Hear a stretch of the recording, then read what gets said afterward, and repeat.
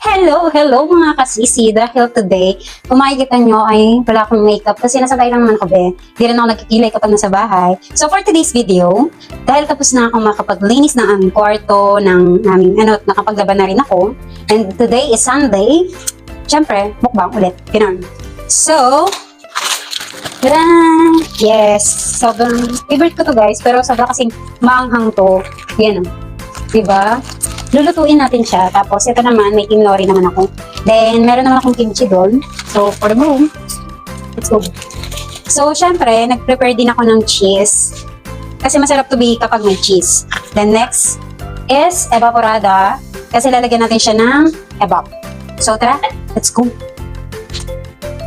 So, yan na nga mga kasisi, naka-ready na at ready to cook na rin ang ating bulldog 4 cheese. Yes guys, sobrang masarap to be.